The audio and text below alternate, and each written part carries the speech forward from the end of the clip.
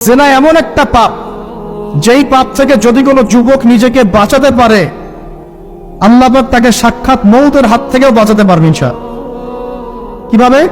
তিন বন্ধু যাচ্ছে রাস্তা দিয়ে, হঠাৎ করে ঝড়, বন্ধু তিনজন ঢুকে গেল গুহার মধ্যে। কিসের মধ্যে? গুহায়, যে পাহাড়ি এলাকায় আপনারা থাকেন যারা, গুহার মধ্যে।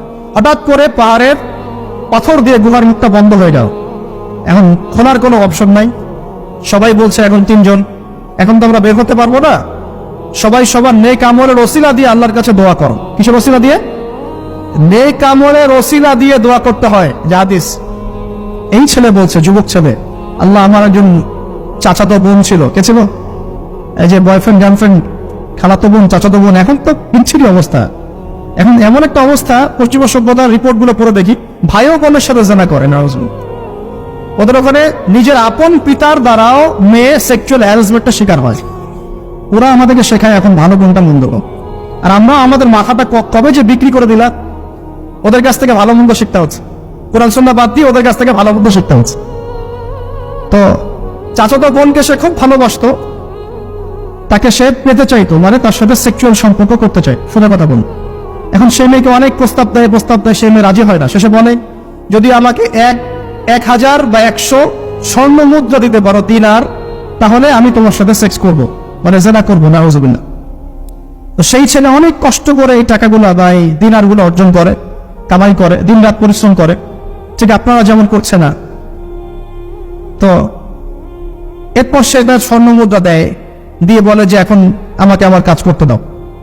তখন সেই মেয়ে রাজি হয়।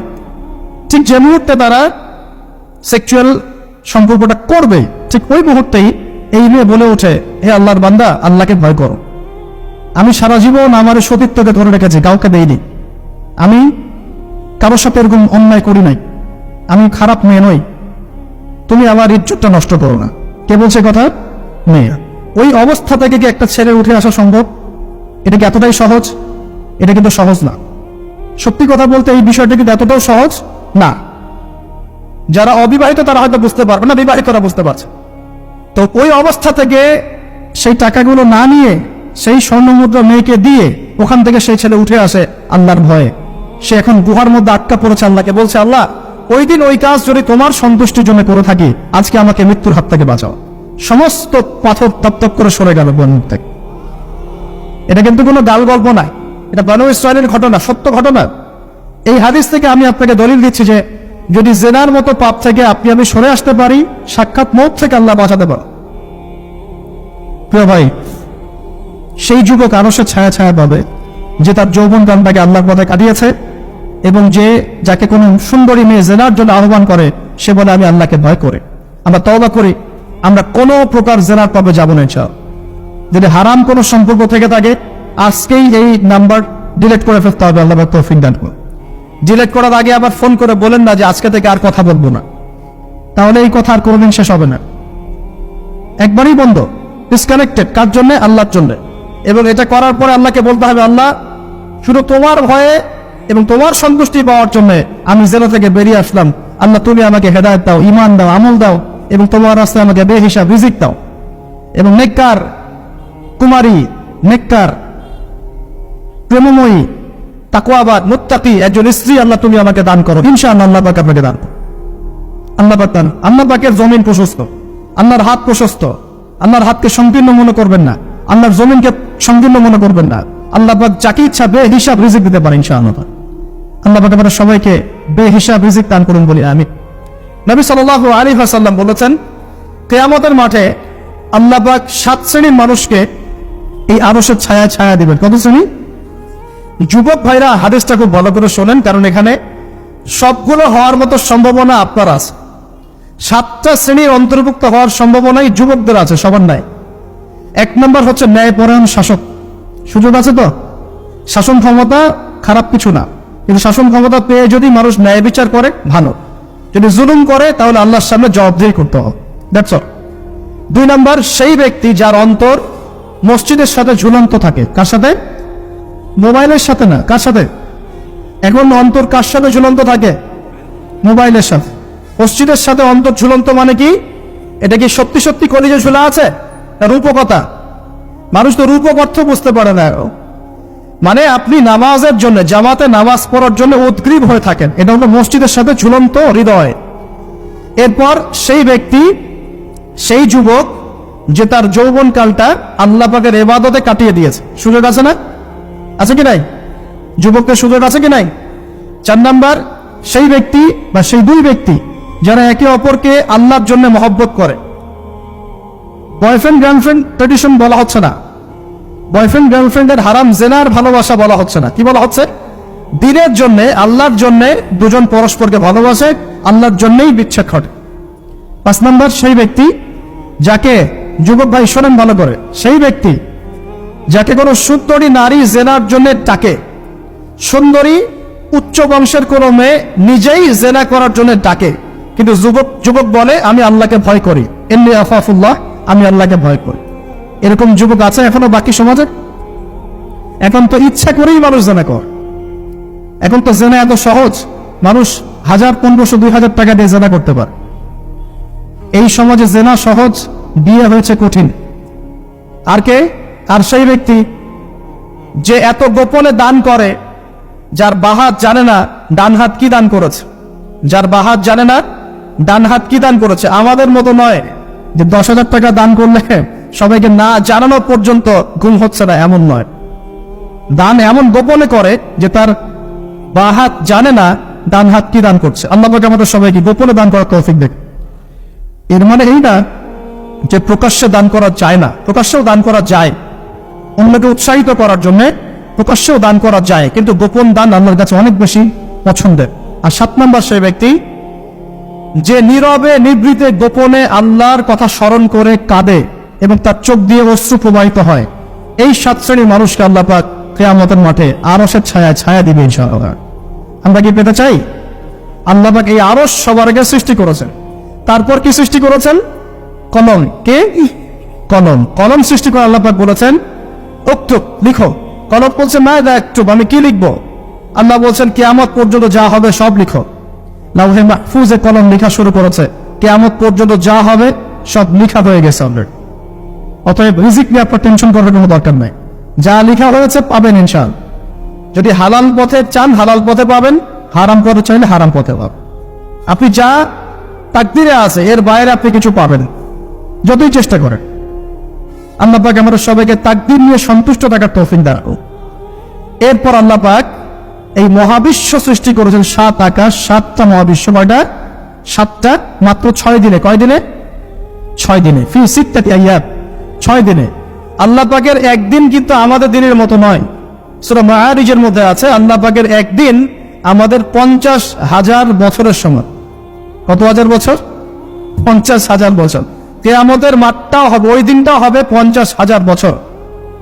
ওই 50,000 বছরের সমপরিমাণ দিনে কেউ যদি পিপাসার্ত না থাকতে চায়, হাউজে কাউসারের পানি চায়, সে যেন কোনো বেদাতি আমল না করে, নবীর সুন্নতের উপর থাকে।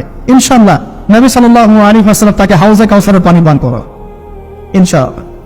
ওই 50,000 বছরের সমপরিমাণ দিনে যদি আমরা তীব্র রোদে কষ্ট পেতে না চাই, আরশের ছায়া ছায়া পেতে চাই, তাহলে এই 7 শ্রেণীর অন্তর্ভুক্ত হওয়ার চেষ্টা করতে হবে। আল্লাহ পাক তৌফিক নাক করুন। আর আয়াতুল কুরসি যে ব্যক্তি তেলাওয়াত করবে ইনশাআল্লাহ তাআলা আল্লাহর পক্ষ থেকে একজন ফেরেশতা তাকে সারা রাত পাহারা দিবে ইনশাআল্লাহ। এই কুরসির উপরে কি আছে? এই কুরসির উপরে আছে মহাসাগর। কি আছে? অ্যামেজিং না? কখনো শুনেছেন? কুরসির উপরে আছে মহাসাগর। কানা আরশুহু আলাল মা। আল্লাহ পাক সূরা হুদের মধ্যে বলেছেন আল্লাহর আরশটা ছিল পানির উপরে। কিসের উপরে? এই মহাসাগরের গভীরতা নবীজি বলছেন এটা হচ্ছে 500 বছরের পথ। কত বছর? 500 বছর গভীর। আর আমরা যে সাগর দেখি, এই সাগরের নিচে কি আছে কে বলতে পার? এই সাগরের নিচে কি আছে? এই সাগরের নিচে আছে আগুন। কি আছে? আগুন।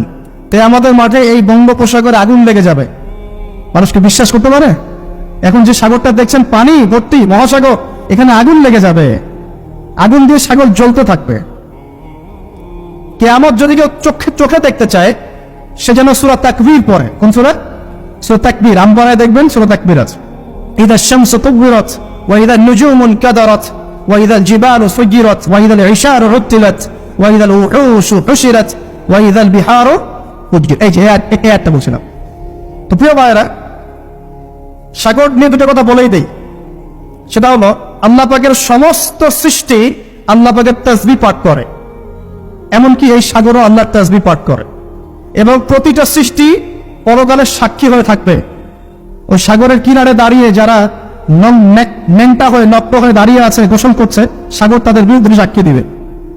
ওখানে দাঁড়িয়ে যারা গাঁজা খাচ্ছে, ফেন্সিডিল খাচ্ছে, ইয়াবা খাচ্ছে, সমকামিতা করছে, গান বাজনা করছে, সাগর ওদের বিরুদ্ধে সাক্ষী দিবে। এই যে আজকে যেখানে বসে আমরা ওয়াজ মাহফিল করেছি, দিনের কথা বলেছি, এই মাটি কালকে আমাদের সাক্ষী দিবে এখানে ভালো কিছু হয়েছে। গোপনে যেখানে জেনা করেছেন পতিতালয়ে, সেই পতিতালয়ের মাটি আপনার বিরুদ্ধে সাক্ষী দিবে। আল্লাহ পাকের প্রত্যেকটা সৃষ্টি আল্লাহর কাছে সাক্ষী প্রদান করবে আমাদের বিরুদ্ধে অথবা পক্ষে। আল্লাহ আমাদেরকে বোঝার তৌফিক দান করবে। সাগর থেকে শেখার অনেক কিছু আছে। সে নীরবে আল্লাহ পাকের হুকুম পালন করে যায়। কখনো কি সে হুকুম পালন করতে থেমে যায়? আসমানের পাখির দিকে হেদায়েত আছে, তারা আল্লাহ পাকের তাসবিহ পাঠ করে। গাছপালা আল্লাহর তাসবিহ পাঠ করে। আসমান, জমিন, চন্দ্র, সূর্য যা আছে, আল্লাহ পাকের সমস্ত সৃষ্টি আল্লাহর তাসবিহ পাঠ করে। আল্লাহ পাকের দুইটা নাফরমান সৃষ্টি আছে, একটা হলো মানুষ আর একটা হলো জিন জাতি। এই দুটোই সবচেয়ে নাফরমান সৃষ্টি। ওইদিকে আমি পরে আসছি। সাগর কি শেখায়? বিনয়ী হতে শেখায়। কারণ সে অনেক শক্তিশালী, সে অনেক শক্তিশালী এবং প্রচুর সম্পদে ভরা। এই সাগর এই পুরো এলাকার বা পুরো দেশের কোটি কোটি মানুষের রিজিকের উৎস। এই সাগর, তার ভিতরে আল্লাহ রিজিক আছে, সম্পদ আছে। অনেক সম্পদে পরিপূর্ণ থাকার পরেও সাগর খুব শান্ত, তার মধ্যে খুব উদ্ধত অহংকারী আচরণ দেখা যায় না। ঠিক আল্লাহর জ্ঞানী মানুষরা সমুদ্রের মতো হয়, তাদের ভিতরে অনেক জ্ঞান থাকে, কিন্তু তারপরেও তারা শান্ত থাকে, বিনয়ী থাকে। আর যাদের ভিতরে সম্পদ কম, তাদের লাফালাফি বেশি। কথা বুঝতে পারছেন?